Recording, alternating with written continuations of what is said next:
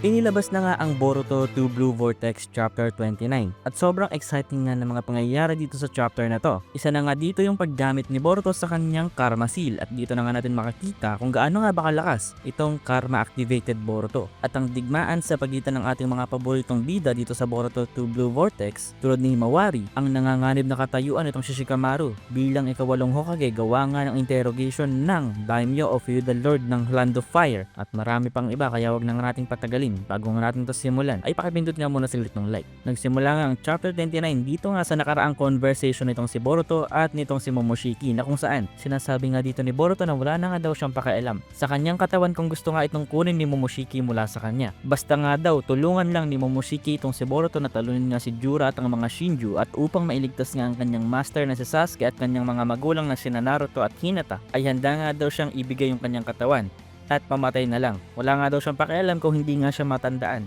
or maalala ng kahit sino man. So nakakapagtaka nga guys kung bakit ganito yung mindset ni Boruto. Pero isa nga sa mga explanation kung bakit ganito si Boruto sa kasalukuyan dito sa Boruto to Blue Vortex at bakit sobrang ibang-iba na yung kanyang ugali at demeanor mula nga sa kanyang ugali noon bago ang time skip ay yung pag-fuse nga o pagkakaisa or pagkaka-intertwined nitong utak nga nitong si Momoshiki at Boruto. Dahil at this point nga guys naghalo na nga yung personality nilang dalawa. Kumbaga iisa na rin talaga yung kanilang pagkatao. Kaya yung kanilang pag-iisip at yung kanilang mga iniisip ay alam na ng bawat isa. Kaya hindi nga nila kayang magtago ng sekreto sa isa't isa at alam din nila yung tunay na intention ng isa't isa. At dito nga sa usapang ito ay nag-agree naman si Momoshiki at pumayag naman siya na tulungan nga si Boruto upang paslangin nga yung kanilang mga kalaban. Dahil at the end of the day, iisa naman din talaga yung kanilang katawan at kapag namatay nga ang isa sa kanila or namatay nga si Boruto ay mawawala nga rin si Momoshiki ng tuluyan. Kaya mas maganda na nga natulungan nga niya si Boruto kaysa mamatay na lang ng walang laban. At dito na nga nagsimulang gamitin ni Boruto yung kanyang Karma Seal na kung saan dinurog nga dito ni Boruto yung mga clones ni Mamushi gamit lamang ang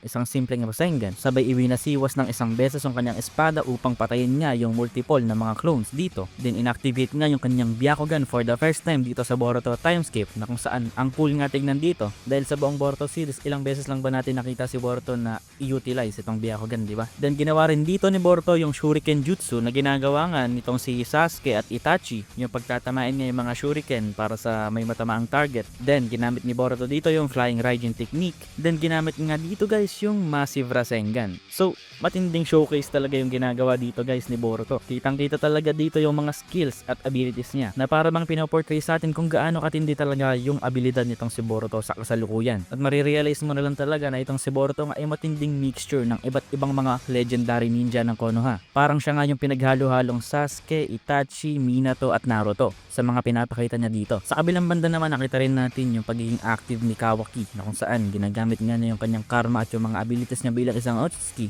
para durugin nga yung mga clones dito ni Mamushi. At dahil napapansin na nga ni Mamushi na parang nadedehado nga sila dito ay gumawa nga siya ng strategy. Hindi nga natin alam kung ano yung maging ending nito pero sinabi nga niya dito na yung kanyang mga ibang clones nga daw ay dapat i-expose yung kanilang sarili sa sobrang daming tao at i-grab yung attention o kunin yung attention ng karamihan dahil pwedeng gagamitin nga niya ito bilang diversionary tactic upang hanapin at paslangin nga sa Ada habang busy yung mga tao sa pagpatay sa kanyang maraming mga clones. Matapos siya, napunta naman tayo dito sa interrogation room na kung saan ine-interrogate nga nitong feudal lord itong si Mitsuki. So wala kang takas talaga si Mitsuki dito guys at kahit sino dito sa interrogation na ito dahil sobrang talino nga at mautak din talaga nitong feudal lord. Hindi nga siya madaling utakan dahil alam nga niya base sa mga details at information na itong si Mitsuki nga yung nagpakawala kay Boruto sa interrogation unit sa chapter 14 ng Boruto to Blue Vortex dahil yung tanging nakakaalam nga lang ng security code nitong handcuffs na nasa kamay ni Boruto nung panahon na yon ay ang Hokage, si Ibiki at itong si Mitsuki. At dahil napansin nga din dito ni Konohamaru na nasa panganib nga itong posisyon ng Lord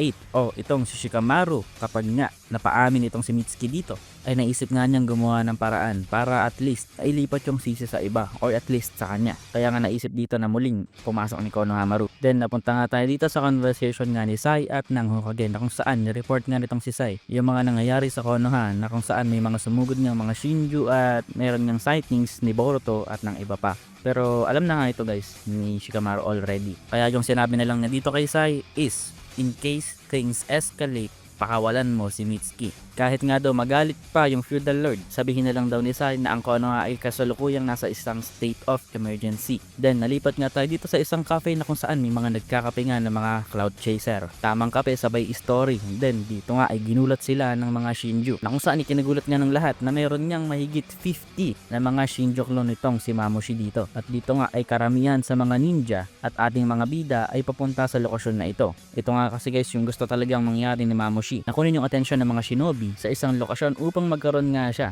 ng space at oras na makahanap ng butas sa iba namang lokasyon upang kanyang matunton yung kanyang target na si Ada. Pagbalik nga dito sa interrogation room, bago nga tuluyang mapahamak itong si Mitsuki at ang Hokage, ay pumasok nga muli si Konohamaru upang sabihin na yung release code nga sa handcuffs ni Boruto ay actually hindi naman talaga na i-set up. So ibig sabihin hindi talaga ito na i-lock at kasalanan nga daw yun ni Konohamaru. Ang kaso nga lang, si Konohamaru nga to guys, hindi nga siya marunong magsinungaling at halata nga siya dito base nga sa kanyang facial expression na nahalata rin naman itong feudal lord. Kaya hindi nga siya naniwala dito kay Konohamaru at dito nga nabuking si Konohamaru na meron nga siyang gustong protektahan.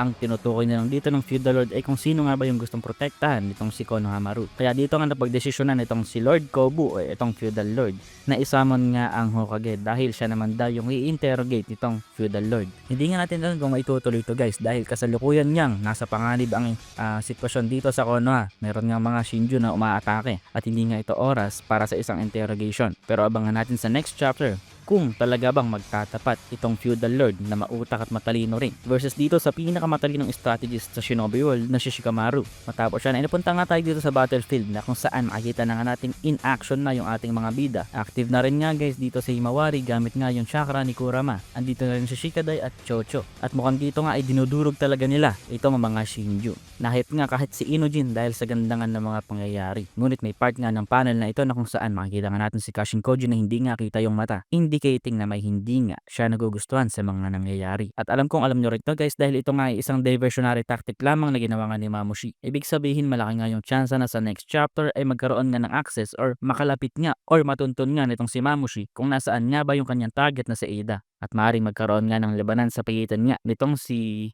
Daemon laban dito kay Mamushi na kung saan exciting nga rin. At hanggang dito lang tayo guys sa video ito. Pasensya na guys, hindi talaga ako makapag-upload that often dahil may trabaho din kasi ako guys na full-time job. So, hindi ako makapag-upload talaga. Ito, pilit lang to guys. Pero yun lang naman. See you guys next video. Peace.